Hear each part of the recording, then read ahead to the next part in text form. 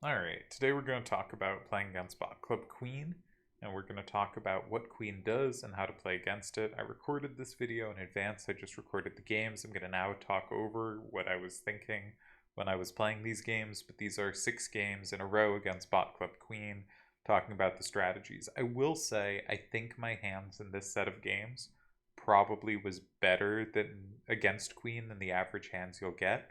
Queen makes more mistakes in this video than I would expect her to make in general, but also it will show the kinds of ways we can get an advantage. And like the previous videos on Jack and Club, I want to focus on ways of playing that I think have some utility in general, right? We're not learning pure exploit strategies. We're trying to get better at this really complex and interesting game of Triple Triad. So I have a little note card on the bottom of things we're going to focus on. And the first 3, though slightly restated, are strategies we have used before. But first, we should know a little about Queen. Obviously, we are playing a specific bot. It's worth knowing their tendencies, even if we're not playing for exploitative strategies. So, Queen loves to go in the middle, like safety, and if those options are removed, will often start making serious mistakes. Now, what we want to do, as we've established before, we want to aim the direction. We want our cards to play well. So because she likes safety, if we think about how cards played work, in general, if you play on an empty board, your card will have, if it's in a corner, it will face out towards 2 squares. A side will face out towards 3, the center faces out towards 4. The more the board fills up, there's chances that a card will not face out at all. It'll be surrounded already, or will only face out towards 1 square, or more and more squares will only have 2 squares that are unoccupied that can access them. And so as the board fills up, there are more chances for safety near the action. And she also likes to capture. So those are 2 reasons she is more likely to play near the action than away from it, which means the more power we have facing the action, the better. So just like last time, we want to look at our cards and we want to think, which way does each of our cards want to go, and how can we make the game a pleasant experience for all of our cards? Talk to your pieces, talk to your cards. And I have a video about that that's quite good. And in fact, doing that, I scored really well against Spade, which is a quite strong opponent. Second of all, we have the principle of evens and odds. In general, if we only have one side out facing, that means if they take it, we don't have another side we can take back. So when we have one out facing, we really want it to be strong. When we have 2 numbers out facing, we want it to be that when they take, we can take back. So when we have 2 numbers out facing, we want to make sure we can recapture any way they can capture. If we have 0 out facing, not a big worry. We're pretty safe already. But in general, if we have 1 out facing, we want to go strong. And if we have 2 out facing, it's not that we want to go weak, but it's that we want to go recapturable. And that's just going to be an important thing to keep in mind when we play with corners and different kinds of cards. Finally, from previous things, we can control captures. Sometimes these bots, especially these first 3 bots, will just do captures, and we can think, yes, if they capture, we combo back, and we can set up punishing chains. Harder to do against Queen, and we're not going to seek it out specifically, but there's a fair chunk of the time when Queen will start making captures, and those are going to be bad moves we can punish. We can take advantage of a predisposition towards capturing. We have 2 new things I want to focus as well. One is, so far we've spoken to our cards, we've thought about what directions do our cards want to face, but we should also be considering which directions do their cards want to face. And as we go through this video, we're going to talk about some moves that are based on that rather than which our cards face. I played these games like 5-6 hours ago, so I might not remember the games perfectly. I think it's really important when doing this kind of video, and so this might be a weaker video in some ways, to talk about the move as we're figuring it out rather than the explanation after. Because if this is going to be useful to people that are struggling with Queen and want strategies versus Queen, it shouldn't be, yes, we did this to achieve that. Because you could think, okay, I'll look to achieve that, and it turns out lots of moves try to. Instead, it should be, here's what we're thinking here that leads us to this move, and then you can see how that move performs. Because then you can follow that reasoning. You can see how I preferred one move to another using that reasoning, and it can be more useful in your own games. So we're going to look to play against directional weakness. If they're really bad in a direction, we're not going to pay a ton of attention to their hand, but we're kind of going to check, hey, they have a 7 down, a 7 left, a 7 up, or a 6 up, and only a 4 to the right. They have a right weakness. We'll try to exploit it.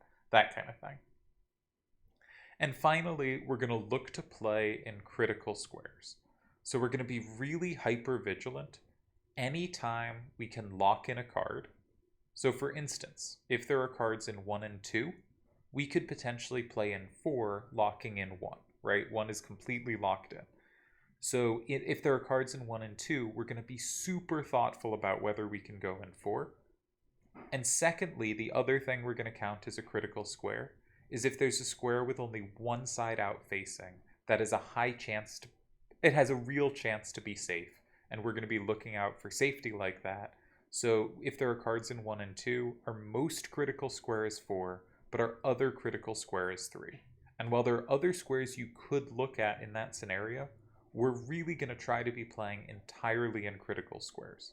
We should be able to look at these positions, say, here are the critical squares, and then make our choice between them. So I'm going to now skip into the game, and Queen has started with a center starter, and we can look at our first hand. And we have 3-5-3-6, 4-3-4-7, 4-3-6-3, 3-6-5-4, 5-1-4-7. So let's think about what we're trying to do. We're trying to aim the direction. If we look at our hand, top card, side to side, more left, notice that the 6, because of that 3, can capture 7s, so it is really powerful going left. Also notice their hand, well, we're not talking about their hand yet, but you may notice there's our 6 to the left matches up well with their right numbers. 4-3-4-7 wants to go left. 4-3-6-3, down. 3-6-5-4, down right. And 5-1-4-7, left, happy to go down or up. So in general, aside 4-3-6-3 and 3-6-5-4, we're pretty confident we want to be going left. And if we get one of those out of our hand, we only have one card that's not really happy about the direction. Now, so directionally, we know we want to start somewhere on the left side. There are cases for other things. This is just the specific strategy I'm trying to implement. Says we should be looking to start on the left because we want the game going left. Now we might combine that with checking their hand, and we might notice they have a 5 up, a 6 down, a 7 left, and a 5 right. So they're potentially weakest up and to the right. And we could look to therefore start upright so that they have problems against it. But I think we still don't mind starting up left because fundamentally it means if they start capturing or playing near it, and they will be playing near it, they will have weak numbers facing out that we can work off of. All right, what else do we got? Principles of evens and odds. We want to really make sure that whatever we play, we have recaptures on if needed. If they have a way to take it, we want to have recaptures. We also, if we notice, we can play something and they have very few captures, we can then check if we can control those captures via combo and exploit them. And I think that's what I did here. I think I saw we want to go left, and I want either 3-6-5-4 or 4-3-6-3 out of my hand, because I'm going to start on the left, and there are the cards in my hand least happy going left. And I kind of want at least 3 of the 4 cards in my hand to be good going left. So I wanted to get one of them out of my hand, and I noticed that 3-6-5-4 and 1 is really hard for them to take. So I noticed they didn't have a capture in 4, and in 2, they only had one capture, 2-4-4-7, and I looked at that for a moment, and I spotted something against it. Hopefully you can spot it too, but no worries if not, because I played a slightly more complicated move than I was trying to. 5-1-4-7 in 3 has a plus wall on that card in 2, because the 7-1 plus is the 4, which flips back that card in 1. So I saw that using combo tricks, I could defend my card in 1. So I did play it. Oops. And they went in 4. And this is one of those things where they spotted safety, so they took it. But now we should be able to quickly identify the critical squares. We're going to play in 2 or in 7. Why is that? Because 2 locks in 1, and 7 could be safe, or it could lock in 4. Now we can look at 7 quickly and see the highest we can have facing out is a 5. They can flip that. Now we have combo play against that flip, but we also kind of lock in 4 for our opponent, right? If we go in 7 and don't capture 4, and we can't, then we're locking in a card for them. So I would prefer 2. And again, I noticed combo potential if I play in 2. I saw, okay, if I go in 2 with a high number facing out, what's my highest number? A 5. I want to go in 2. I want a high number facing out because we know it only faces out in one direction. Evens and odds. If it's an odd number facing out, we want at least one number to be really high facing out. And you might think, does that apply to 3 sides facing out? Well, it often does with how people play side starters. There's usually a 10 or a max number facing towards 5, so it turns a card that could have 3 weaknesses into a card with only 2.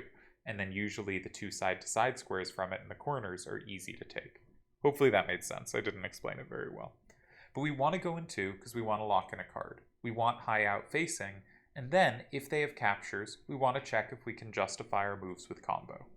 If we have a 5 out facing, their only capture is 2, 4, 4, 7, and 3, and we actually do combo that back. If you look for a little, hopefully you notice, pausing just to give you time, we have 5, 1, 4, 7, and 6, which is a plus on the 4 and the 2. So we wanted to go in 2, and we can justify it tactically. So I went in 2 with 3, 5, 3, 6, and they responded in 7. Now, we have 2 critical squares again. Can you identify the critical squares? It's 3 and 8. 3 locks in 2 and could potentially be safe because it only has one side out facing. 8 locks in 7 if we capture. Could take 5 as well, which might be useful to take. And only has one side out facing, so could be safe. Now, I should say for the record, I think both of these moves, there are good moves in both squares. I thought the simplest was to play in 3 safely. And part of the reason for that is they have a really significant up weakness that we should really be keeping in mind here. So I thought the easiest win was going in 3. But if you look at this position and you think, I want to win this going in 8, totally legitimate. Yeah. That's just going to work as well. Got to be a little careful about which cards you use, I think, but I'm not actually even sure of that.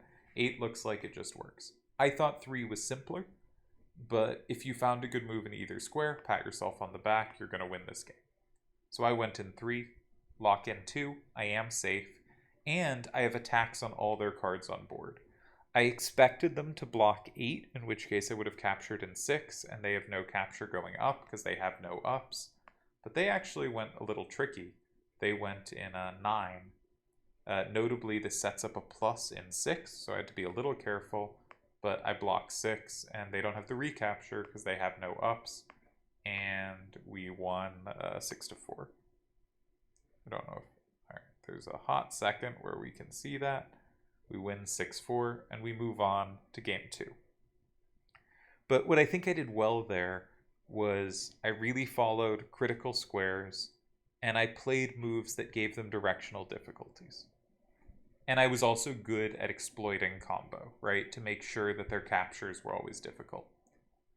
So we move on to game 2, and sadly I skipped ahead too far, so you have seen my move, but let's think the same things, right? Exploiting combo play, well, we need a move before we start thinking about that, right? We're going to start noticing that once we've thought about putting a card on the board, right? It's not really a first turn thought, it's more a follow-up thought to when you have another move in mind and you want to justify it. But we want to be doing first turn is aiming the direction. What does my first card want to do? Up left. My second card, up left. My third card, left. My fourth card, down right. My fifth card, kind of doesn't care but would prefer up or right.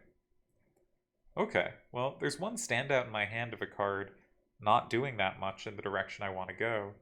I can put it in 1, Importantly, I have recaptures, and if we start looking at their hand, they have up and left weaknesses. So I didn't take too long thinking about this. I played 1, 6, 5, 4, and 1 because their hand couldn't really address it directly. However, they had a big setup in 5. And again, I've skipped too far ahead, but they have this big setup in 5. They play in 5. Nope. Can we get the right moment? All right. They have this setup in 5, and you'll notice their 3, 5, 7, 3 has a plus in 2, and their 4, 4, 4, 5 has a plus in 4. So we've walked into this. What do we do? Right? We've directed the game right, but we happen to have some tactical issues. Are we in trouble? And I think the answer is usually no in these spots. And the reason I think the answer is usually no is because with our starter, we made sure we had recaptures, right? I didn't say this super explicitly, I said it quickly, but 4157 has a recapture in 2, and either 6325 or 6155 has recaptures in 4. And both of them have recaptures with a higher number facing towards it. And you can run into problems if you play a really strong corner and they set up combos on it, because you can never play next to it without them comboing it and it flipping the card next to it. But as long as you have higher numbers facing towards it, you at least have some reason to think you're safe. Now, what are our critical squares? 2 and 4, because they're the only squares with one direction facing out. Now, you might think, no, the best moves to play are 6, 8, or 9, and there's a good argument that is correct, but it is not the strategy we're going for right now. And given that we're trying to direct, all our cards are good going up left, I think it is worth spending time continuing to make the game face up left. So we walked into a big combo, but I don't think we're in a ton of trouble because we can grab safety next to our card using the fact that they have an up weakness. And I did so. All right. So they're going to take the plus and 2. And oh god. I played too quickly here. I gotta scan ahead slower. My bad. I'll be better at this as we go. They play the plus and 2. Now, you can't see this too well, so I'll move this around. But our top card is 6325. Now, what are our critical squares? 3 and 7. Can we play safely in 7? No. Our 5 to the right, they have a same on, and they can capture anything less. Can we play safely in 3? Yes. We can play with a 5 down there, and that is safe, and it locks in 2. So I think this is a pretty easy move to make, and it's why I made it so quickly. We don't need to worry too much about 4. It's already safe. And once we play in 3, we'll have 4, 2, and 3 safe. We'll have 3 cards safe on board. They'll have 1 card safe and 1 card in danger in 5. So because we lead 3 cards to 1 safe on board, it feels like a pretty big advantage. And our last 2 cards, 6325 and 4534, have reasonable directional power towards the game. They both threaten the card in 5 from 8. They both generally face up in case a card lands in 6. This feels like a pretty good position. So I played in 3, and they met it with a really excellent move in 8, which actually ties here because I have no captures, and I have to block 7 because they threaten a combo there, and when I block it, they can go in 9, and actually neither of my cards have any captures. So this was a pretty great tie from Queen, like a really nice find from her. But I think if you get this kind of setup against Queen, you will win most of the time, right? That Queen managed to find a really cool save on this one is, to Queen's credit, and also, that's fine. There are games you won't win because the opponent happens to find some miracle, even if you are in general outplaying them. So our score is now tied, or is now 1.5 to 1/2. We have 1-1 and tied 1. We can slowly see. I played in 7. They blocked 9. I blocked 6. And we lose. Or we tie, sorry. And we're into game 3. Who was first turn, though? They have first turn. Okay. So I'll skip ahead a little. We'll see their first turn. Yeah. It was incidentally running quite slow because it always runs slow when I record, so I had more time between moves than you will probably get. Okay, let's talk to our cards. First card wants to go right. Second card, upright. And our first card is happy with upright as well. Third card, down left. Fourth card, up left. Fifth card, upright. So my instinct here was we want to be going upright. And if we're going upright, which card do we want out of our hand? Well, we want 2175 out of our hand. So my thought was, can I play 2175 in 3? And thus I direct the game upright, and I get the card out of my hand that doesn't want to go upright.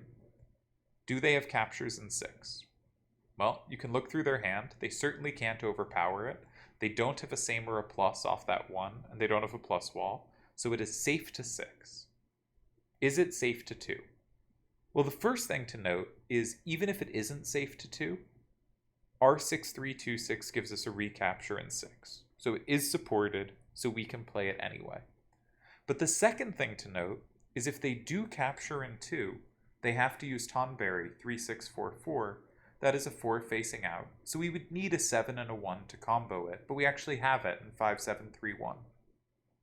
So we actually have pretty significant combo play against their capture.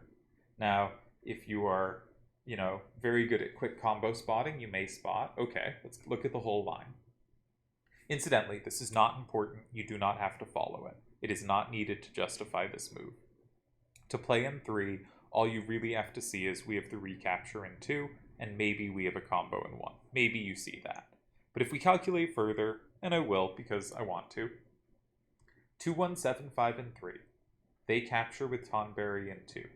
We combo with 5731 in 1.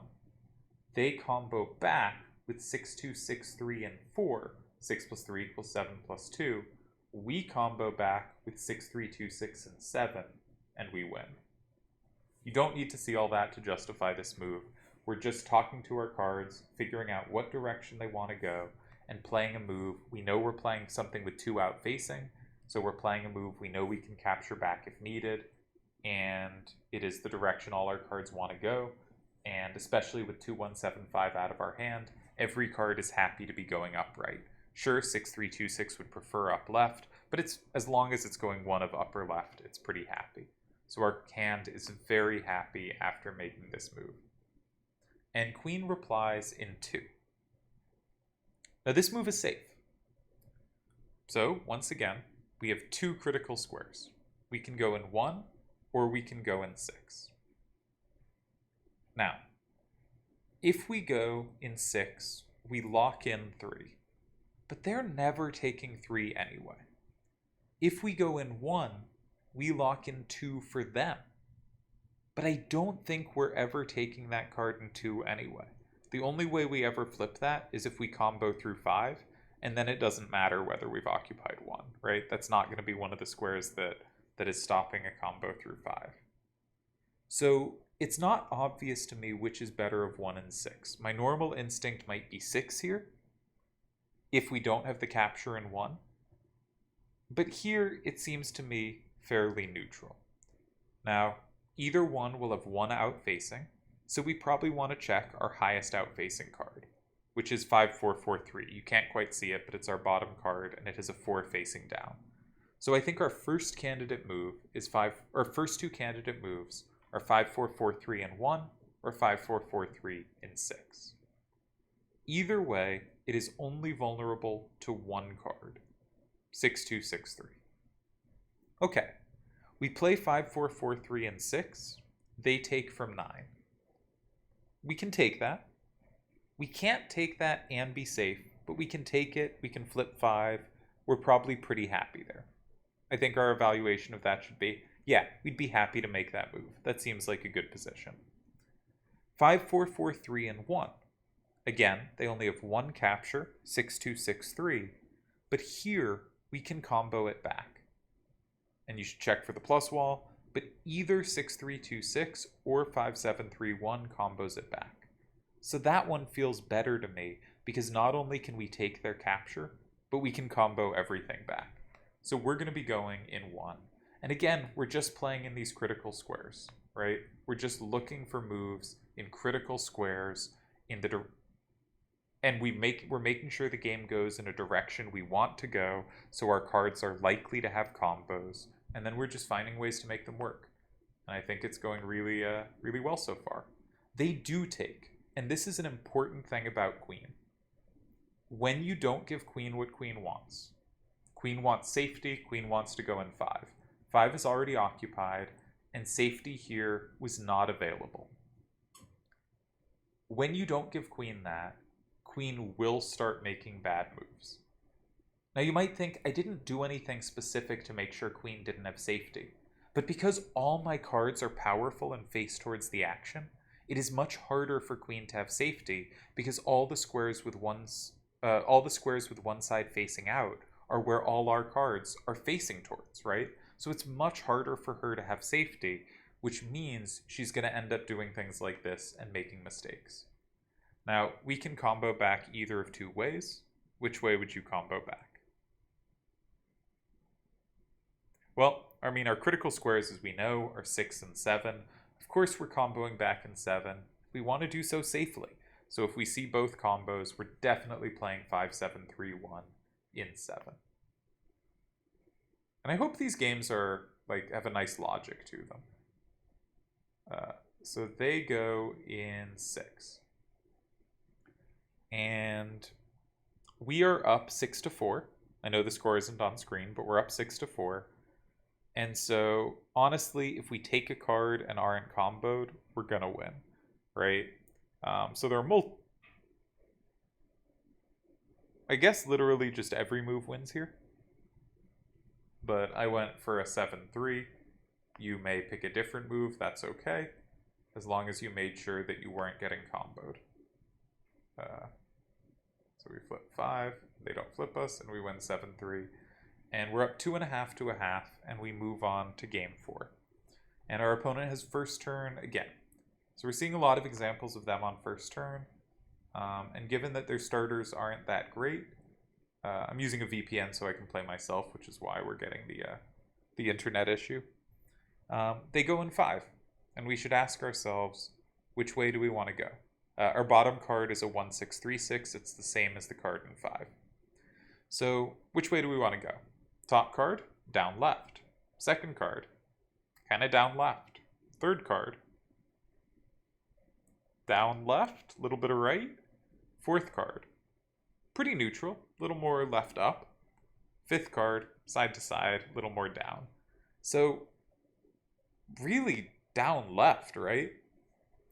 And if we're going to put something in 7, which is clearly where we want to put something, we want to make sure we have recaptures. And here's where we're going to start looking. Actually, I don't know which card I played there. I don't remember. I feel like I played 2-5-3-7. But maybe I held on to that. No, I feel like I played 3-4-4-5. I think I played 3-4-4-5. And I think that feels like the weakest card in the hand. And it does give me a Saimin 4 with 1-6-3-6 if I ever need it. And I have recaptures both ways. We checked recaptures. 4-5-3-6 is a nice recapture in 8. And all my cards basically recapture in 4, including a Saim. I guess not all my cards. But I have multiple recaptures in 4. So I think that's what I start with here. Alright, I play in 7, and they go in 8. Now, this card is not safe to us. So what are our critical squares? It's 4 and 9. We want to play in one of 4 or 9. If we play in 4, we can play with either 2-3-5-7 or 1-6-3-6. Either one captures 7. Neither one is safe. So we lock in 7. But, again, it's a move we should be somewhat happy with. We lock in 7. Any card they could capture within 1, we can flip from 2. Seems reasonable, but maybe we have better. We also can play in 9. And we can play either with 4-5-3-6 or 1-6-3-6. Either one's possible. Either one locks in 8. Either one is capturable by their hand. Honestly, I think both moves look pretty similar to me. Um, and based on the principles we have, I don't know that we should have a strong preference. Uh, but probably, I guess, a slight preference for 9, given that we can have a higher number facing out. And we can get rid of a card 4-5-3-6 that is less power facing the action. So I hope I went 9 here. Took a little while to think, and I did go 9. Good for me. And they recaptured in 6. Which seems like quite a good move for them, because that's safe, right? So our critical moves are 4 and 3. 3 does not lock in 6, so we should go 4, locking in 7. And I think we did.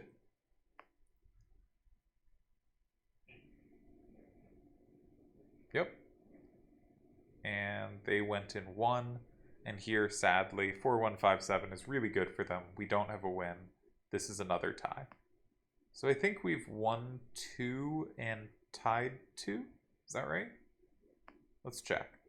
We're going to quickly scan. Game 1, we won. Game 2, we tied. They found a great tie. Game 3, we won. And this was game 4. Game 4, we tied. So 2 wins, 2 ties. Not an incredible record, but perfectly solid, with hopefully comprehensible strategy. So we got second turn again here. And I wish we had more first turn examples, but I've just been running 6 games of video, and this is what we got. I played 6 games earlier, but didn't actually turn on the recording, which was a bummer, because those were interesting games as well. So they start in 5. And again, let's think about our hand. Top card, side to side, down. Second card, down, right. Third card, left, a little bit up, but left. Fourth card, up, right. Fifth card, up, right. That's not very consistent. The most consistent thing we're getting is up, right, but it's not... You know, you could say, okay, 2 up, right, and then 1-6-4-6 and 3-6-6-2 also want to go right. But 7-4-4-2 is not that excited to go right. So you might say, okay, we want to be going right, and we should be looking to get 5-1-4-7 or maybe 7-4-4-2 out of our hand. That would be a reasonable way to go. I don't think that's what I did this game. Because I think this game I tried to include, we should be looking at their directional weaknesses as well. They have a 7 up, 6 down, 6 right, 5 left. And I think this game I decided to try to play against their left weakness. But I'm not sure. It's what I feel like happened. But the very consistent thing to do, based on what we've said so far, would be maybe something like 7-4-4-2 and 3. That seems like a move that kind of fits what we've generally talked about. Maybe 1-6-4-6 in some square. Maybe 1-6-4-6 in 9. You know, there's a couple options we could get at. But I think I didn't do that this game. Yeah. I played 1-6-4-6 in 7. And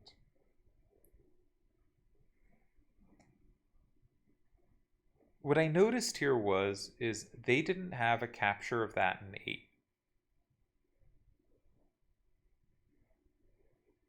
And if they captured from 4, we could play 6-6-1-3, our bottom card, in 8, and that would lock in 7 and be safe.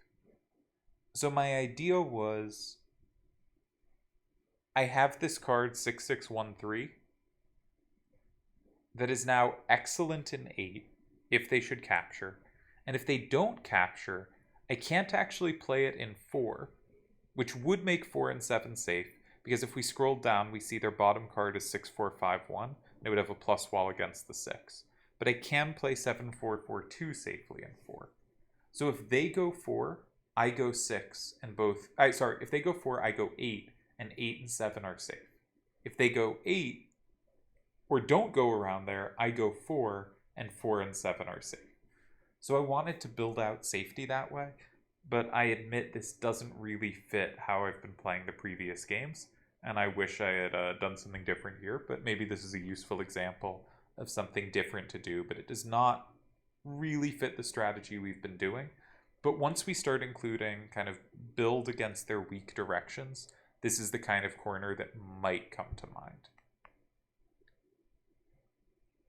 Again, they love playing near the action. You've noticed in all these games, the games have stayed near the action.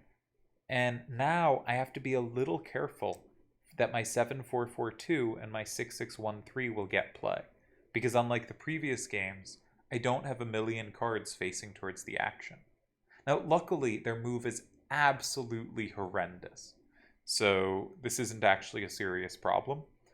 And again, when we play good moves, Queen will start making mistakes, right? The better early moves we make, the easier it will feel to beat Queen. And, this is admittedly true against everyone, but... Okay, what are our critical squares? 1 and 8. What do we want 1 to do? Lock in 4. 3, 6, 6, 2, and 1. Flips 4, which also combos 7. It also combos 5, but 5 is very accessible. We don't really care about flipping 5. But it does flip 7 as well, and 7 is safe.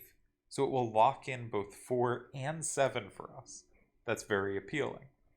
It will not, however, be safe itself, because they have a plus in 2 with 5, 6, 4, 3.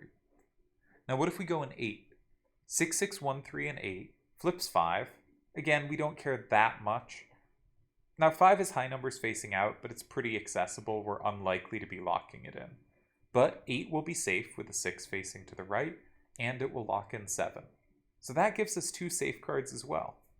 So both moves look great. In the end, I kind of thought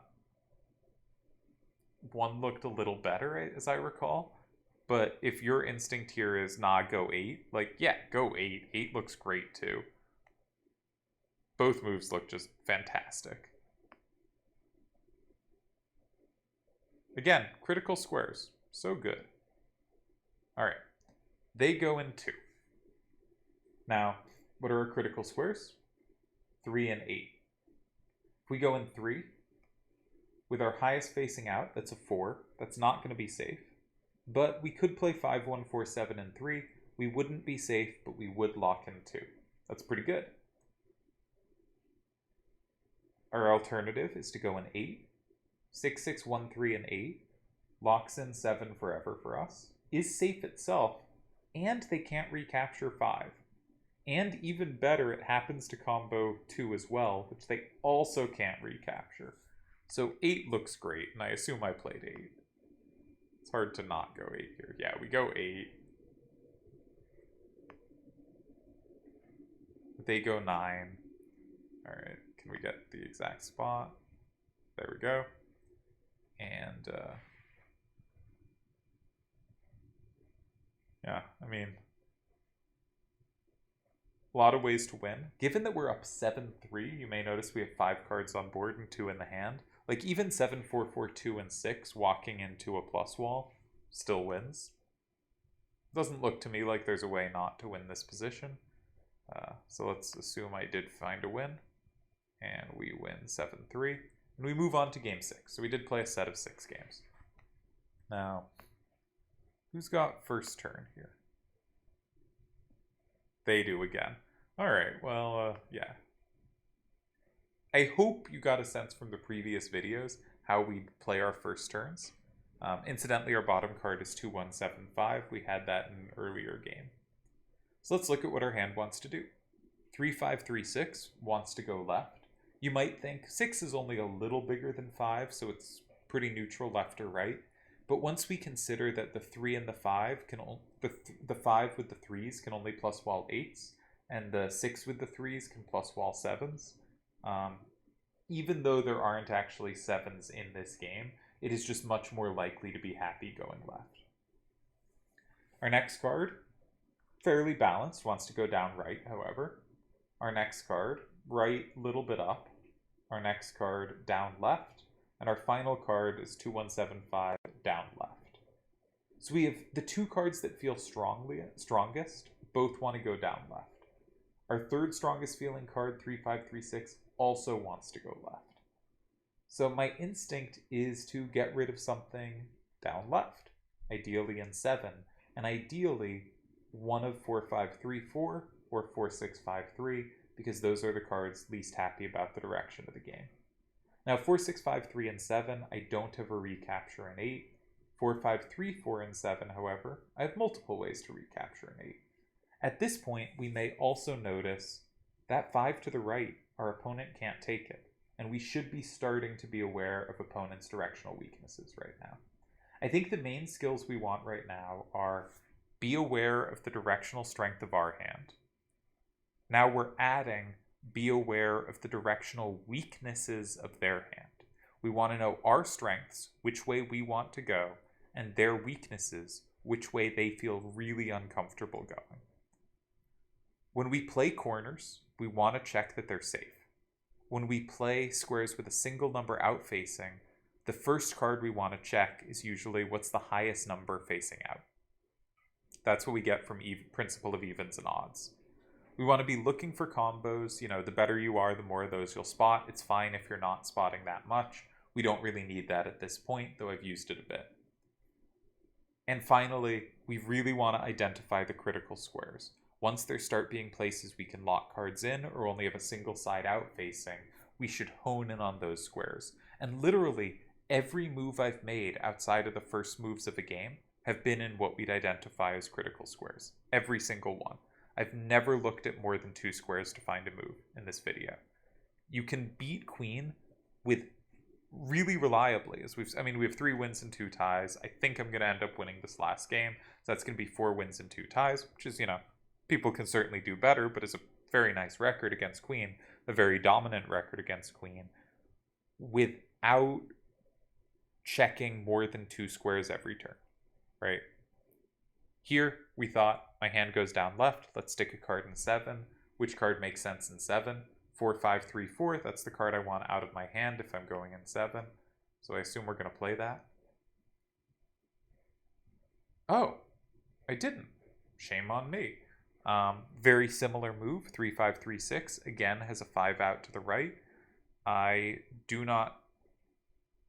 probably preferred this because the 4 facing up, if I played 4, 5, 3, 4, is very comboable by my opponent, and I wanted to avoid that. But same concept, right? I'm only checking 1 square. I look at the hand, and with the thinking we're using, it really dictates where I'm going to go. Let's see what they do. So this is a thing where it just made a really stupid move.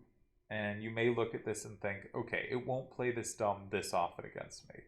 And that's sort of true, but it is also the case that if all our cards face the action, the way queen plays, it will do stupid moves more often. So, what do we got? We got critical squares in 1 and in 8, right? 1 and 8 are the only 2 squares with one side out facing, and connected to it, 1 and 8 are the only squares that can lock something in. Let's check 1 first. Our highest out facing in 1 is a 6, which would be safe, 4, 6, 5, 3, but would not lock in 7.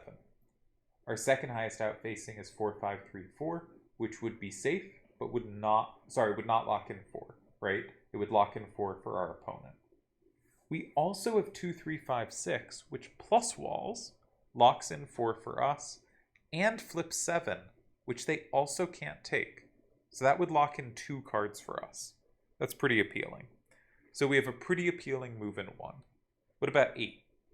Well, if we want to flip our card back, we have to play either 2, 3, 5, 6, which is not safe, but does lock in a card, or 4, 5, 3, 4, which is safe, locks in 7, and flips 5, which might be good for us. Again, 5 is usually a square lots of things can target, so I don't care that much whether we flip it, right? We're really looking to lock things in, not to just flip a random card in the middle of the board.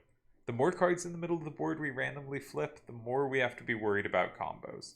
So, just something to be careful about. All in all, both these moves look great to me. 4, 5, 3, 4, and 8 looks great. 2, 3, 5, 6, and 1 looks great. If you looking at this have a strong preference between the two, Um, sure, but both of them look like pretty sweet moves, and with the principles we've got, they both look very appealing. I don't remember which I went with. I went with 1. All right, 1's great. 8 was also great. All right, they go 8. They don't even play in 2. I would have expected them to go in 2.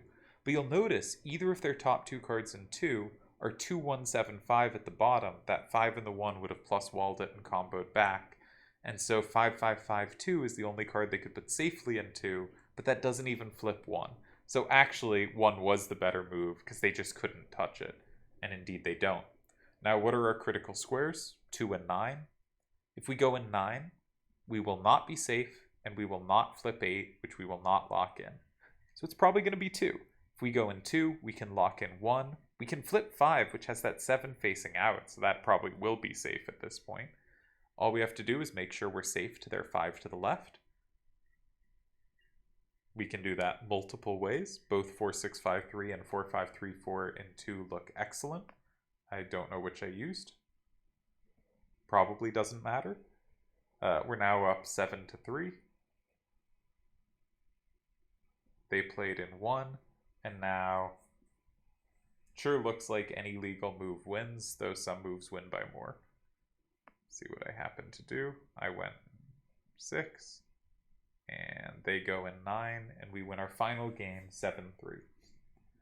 And so, yeah, to talk again through the different skills here, I think we're really directing the game where our cards are good. We're now also starting to spot where are their cards bad.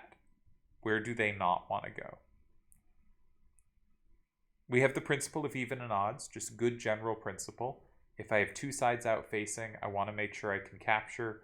If I have 1 side out facing, I want to make sure I want it to be a pretty high number. That's going to be harder for them to take, better chance to be safe, or if it isn't safe, limits their options of how they can take it, which makes it easier for us to calculate, right?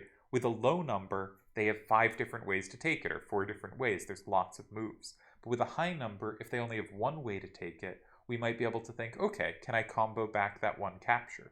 Hard to check 4 captures if we have combo backs against all, but pretty easy to check 1. So it makes it just much easier if we check our highest out facing first whenever we have an odd number of squares we're facing out to, whenever there's 1 way we're vulnerable. We are looking to exploit combos, but this is the least important thing here.